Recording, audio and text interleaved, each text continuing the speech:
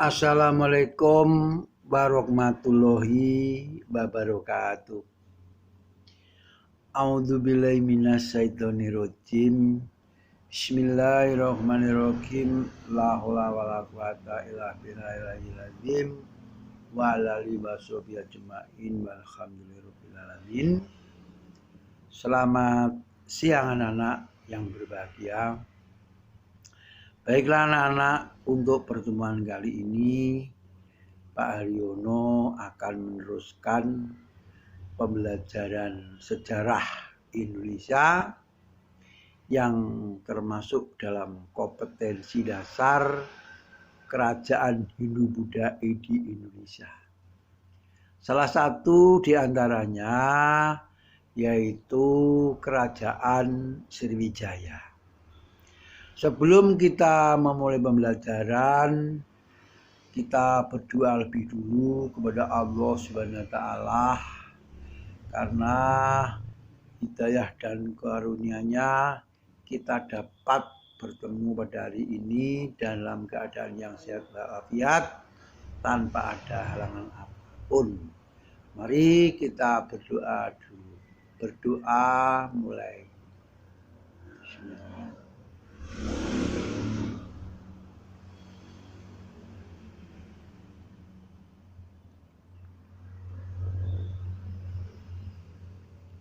Selesai. Alhamdulillah. Baiklah anak-anak, ini saya lanjutkan tentang Kerajaan Sriwijaya. Kerajaan Sriwijaya itu berasal dari istilah Sri dan Wijaya. Sri itu adalah mulia, Wijaya itu kemenangan. Letak Kerajaan Sriwijaya itu dalam cerita di daerah Sumatera Selatan, daerah Palembang. Kerajaan Sriwijaya itu termasuk kerajaan yang masyarakatnya banyak memeluk agama Buddha Mahayana. Salah satu di antaranya ada peninggalan yang namanya Candi Muara Takus. Bukti awal mengenai keberadaan Kerajaan Sriwijaya yang berasal dari abad 7 itu dari kronik Cina. Seorang musafir Cina zaman dinasti Tang yang diperintahkan oleh Raja Tang Taishung untuk datang ke Sriwijaya. Musafir itu bernama Icing. Icing menuliskan dalam catatannya bahwa Kerajaan Sriwijaya itu di daerah Katulistiwa. Karena orang waktu siang hari berdiri tidak punya bayang-bayang. Waktu matahari yaitu bersinar pada siang hari, orang tidak punya bayang-bayang. Yang berarti betul di daerah Katulistiwa. Kemudian zaman Kerajaan Sriwijaya ini, Icing datang ke Sriwijaya karena adalah untuk mempelajari dan memperdalam agama Buddha Mahayana. Kerajaan Sriwijaya ini juga banyak meninggalkan prasasti-prasasti. Di antaranya ada prasasti Kota Kapur, ada prasasti Kedukan Bukit, ada prasasti Karangberai, ada prasasti Ligor, ada prasasti Talang Tuo, ada prasasti ditemukan di Minangkabau yaitu prasasti Bangka. Dari beberapa prasasti itu yang paling terkenal istilahnya itu mendapat pengaruh daripada kehidupan kerajaan di Sriwijaya adalah prasasti Kedukan Bukit. Prasasti Kedukan Bukit itu masih menggunakan bahasa Sanskerta. Ya. Kurang lebihnya yang tertulis dalam prasasti itu adalah begini. Swasti Sri Sakawarsatita Ekadasi Suka Klapaksa Wulan Waisaka Dapunta yang nasik di Samyau Mangalap Sidayatra di Saptami Suklawaksa. Wulan Jesta Dapunta Yam Marlapat dari Minangatambam. Mawayayam Vala Dua Laksa dengan Kosa 200 Sara di Samyau Dagan Jalan Sapiru. 210 Dua Wanakta Datam di Matayap Sukacitra di Pancayami Suklapaksa Bulan Asada. Lagu Mudita Datam Marfuat Vanua Sriwijaya Cidayatra Subiksa Nityakala. Nah, itu punya pengaruh besar di dalam kehidupan di kerajaan Sriwijaya. Yang artinya kurang lebih begini.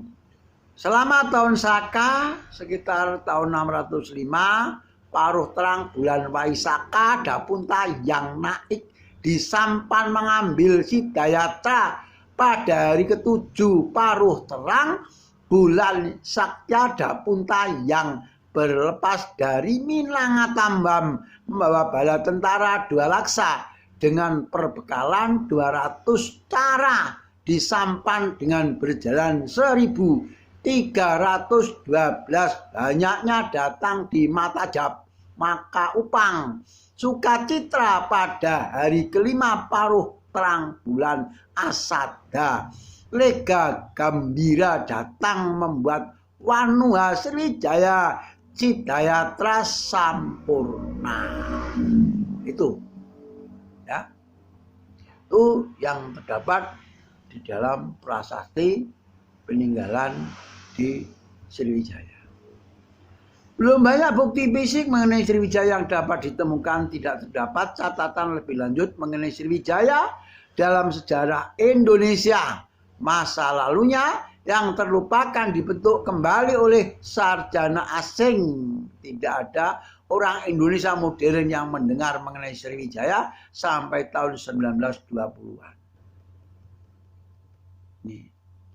Kemudian ada yang namanya prasasti Talang Tuo ditemukan di Bukit Siguntang, bercerita tentang dibangunnya Taman Sriksetra. Historiografi Sriwijaya diperoleh dan disusun dari 2 macam sumber utama.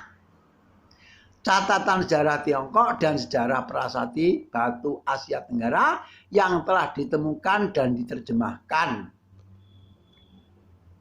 Menjelaskan kondisi Sriwijaya ketika ia mengunjungi kerajaan itu selama 6 bulan.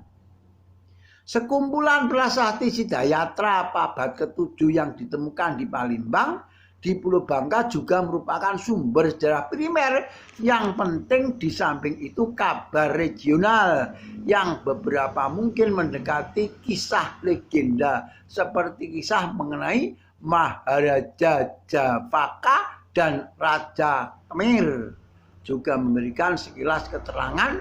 Selain itu beberapa catatan musafir dari India, Arab juga menjelaskan secara samar-samar mengenai kejayaan kerajaan Sriwijaya. Selain itu juga di dalam prasasti yang menyebutkan tentang kebenaran dalam prasasti Talang Tuo. Prasasti Talangdo yang berisi kurang lebih begini.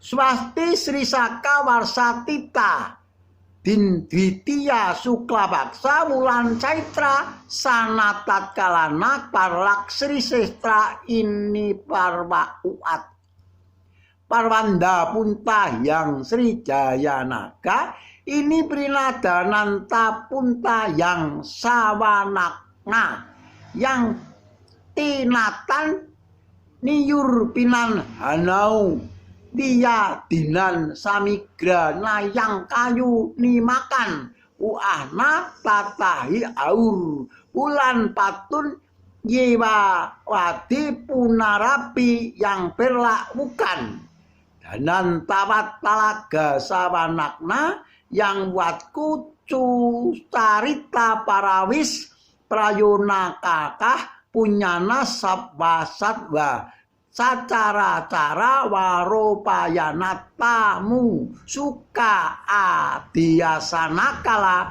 di antara marga lai temu muah ya anhara dan air niminunya sawanaka wuatna huma parlak matamu ayaming udupi pasu prakara itu juga tertuliskan di dalam prasasti peninggalan zaman kerajaan Sriwijaya.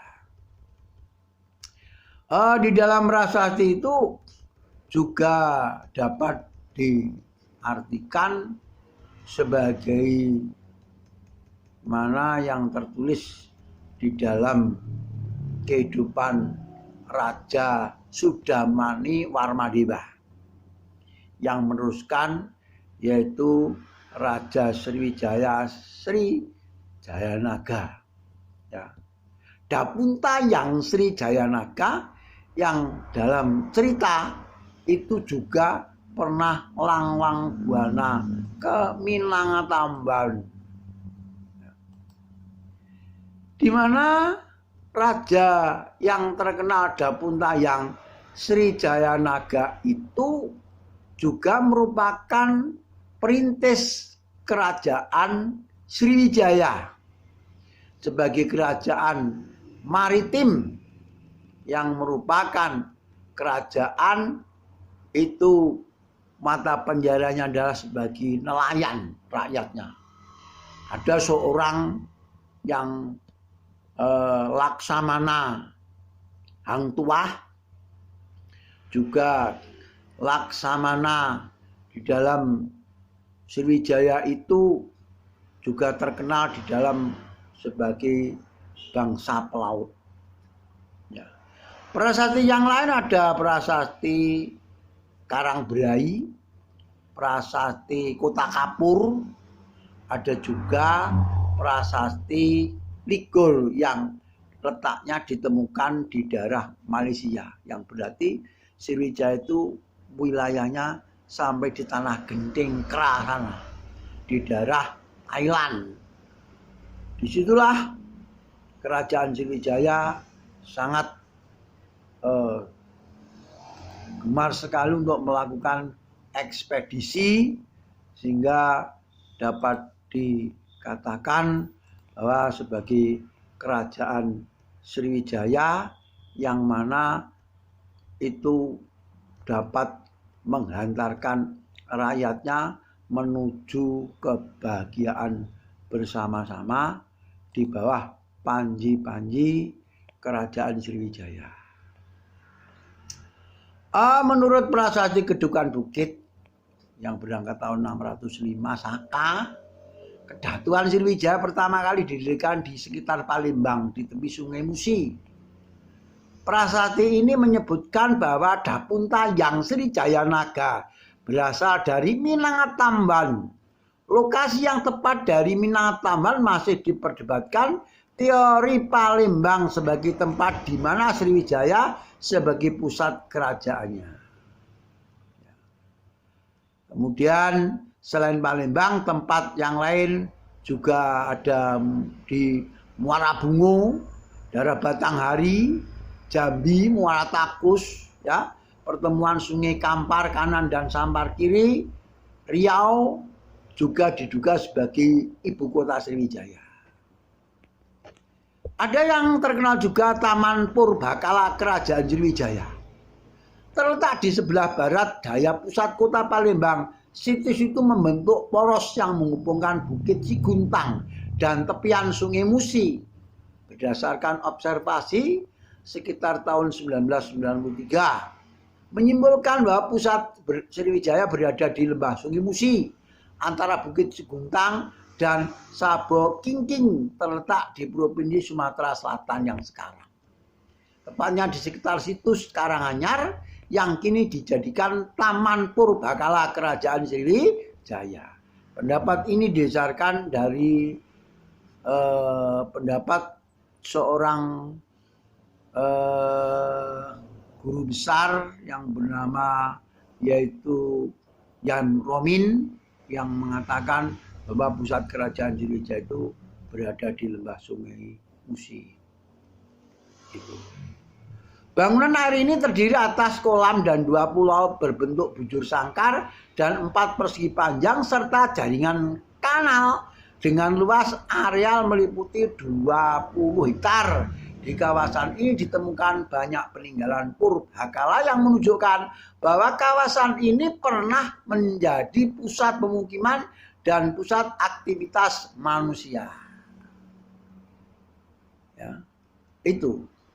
Kemudian seorang sejarawan yang bernama Dr. Sukmono berpendapat bahwa pusat kerajaan Sriwijaya terletak pada kawasan Sihiliran Batanghari antara Muara Sabak sampai ke Muara Tembesi di Provinsi Jambi. Ini pendapatnya Dr. Sukmono. Dengan catatan Malayu tidak berada di kawasan tersebut.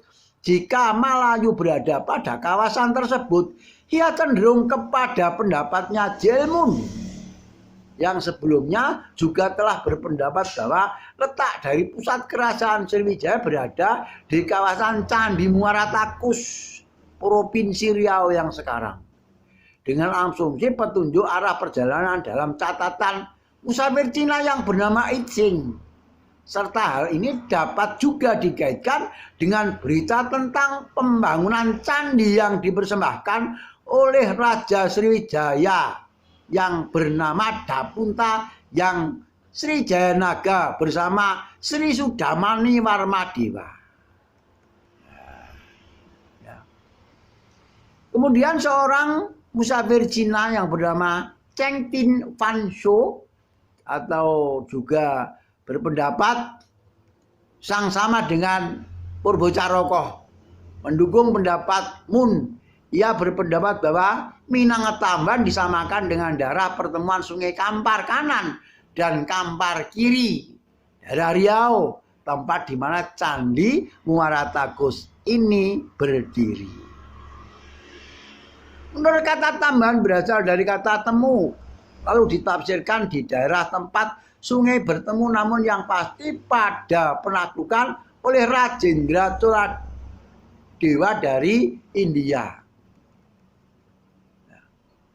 Ini.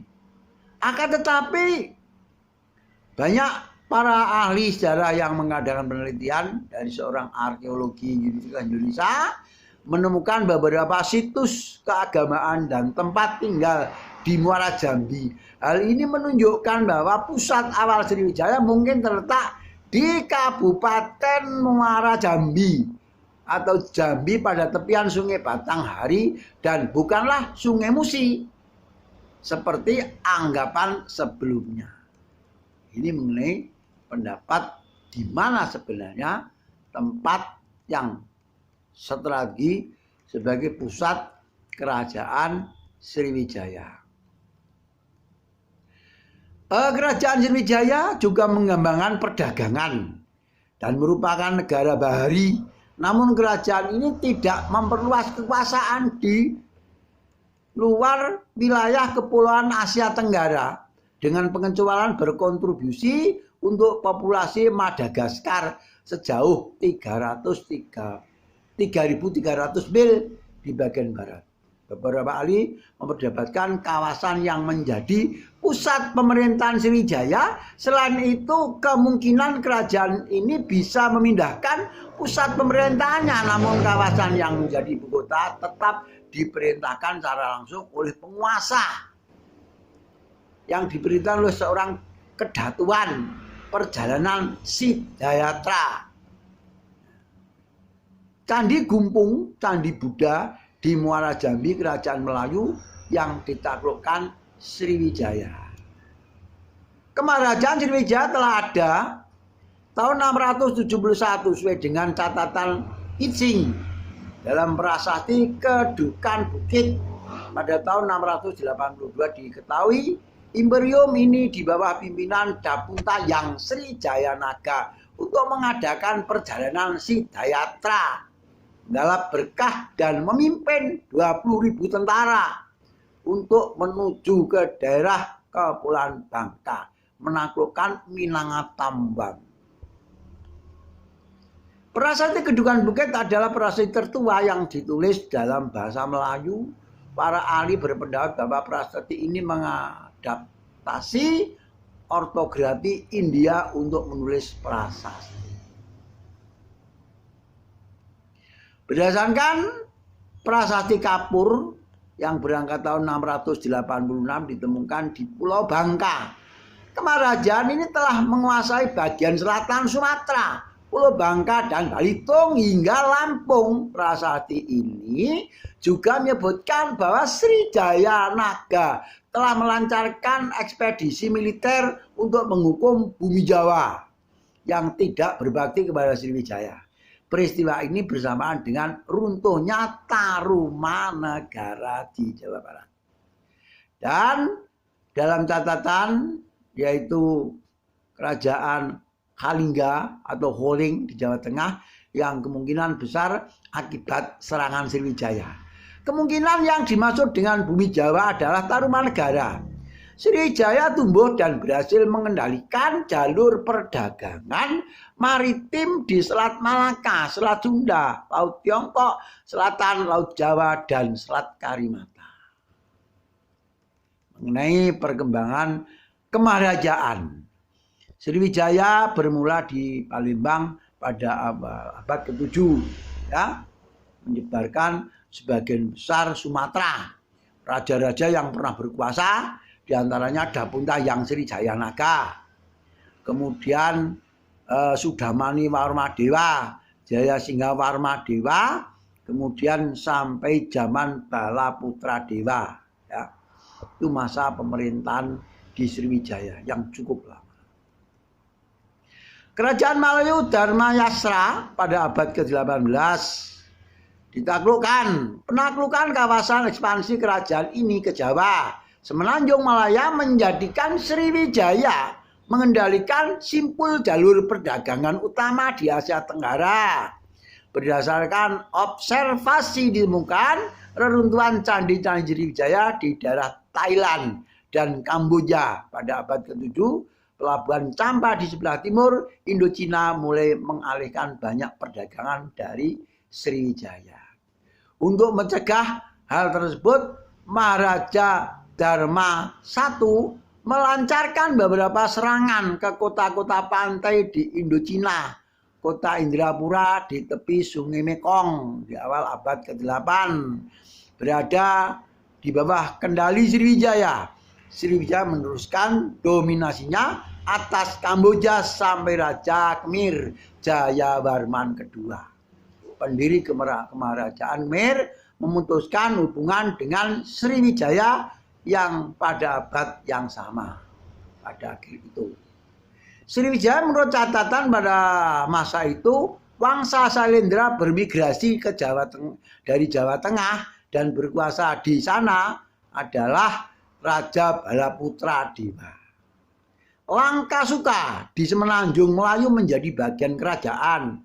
Pada masa berikutnya Trambalingga yang terletak di sebelah utara Langkasuka juga berada di bawah Panji Sriwijaya. Setelah Dharma I atau Samaratungga menjadi penerus kerajaan, ia berkuasa pada periode 792 tidak seperti Dharma satu yang ekspansionis Samaratungga atau dikenal dinasti Samaratungga. Rajanya Balaputra Dewa tidak melakukan ekspansi militer, tetapi lebih memilih untuk memperkuat penguasaan Sriwijaya di Jawa. Selama masa kepemimpinannya, ia membangun Candi Borobudur di Jawa Tengah sekitar tahun 824. Masa keemasan di kerajaan Sriwijaya berdasarkan sumber catatan sejarah Arab Sriwijaya disebut sebagai Sri Buza tahun 955. Al-Mahsudi, seorang musafir pengelana sekaligus sejarawan Arab klasik, menulis catatan tentang Sriwijaya. Dalam catatan itu digambarkan Sriwijaya adalah sebuah kerajaan besar yang kaya raya dengan tentara yang sangat banyak. Disebutkan kapal yang tercepat dalam waktu 2 tahun pun tidak cukup untuk mengelilingi seluruh pulau wilayah Sriwijaya. Hasil bumi Sriwijaya yang terkenal yaitu kapur barus, kayu sendana, pala, cengkeh, kapulaga, gambir, dan beberapa hasil bumi lainnya. Catatan lain mengenai Sriwijaya maju dalam bidang agraris. Disimpulkan dari seorang ahli dari bangsa Persia yang bernama Abu Zaid Hasan yang mendapat keterangan dari Sujaimana, seorang pedagang Arab. Abu Zaid menulis bahwa kerajaan Sriwijaya atau bangsa Arab menyebutnya adalah Jabai, pada masa itu memiliki tanah yang subur dan kekuasaan yang luas hingga ke seberang laut. Hubungan dengan bangsa Syailendra, munculnya keterkaitan antara Sriwijaya dengan dinasti Syailendra dimulai karena adanya nama Balaputra Dewa sebagai raja di kerajaan Sriwijaya yang tertuliskan di dalam prasasti Kalasan dan juga prasasti Ligor di selatan Thailand.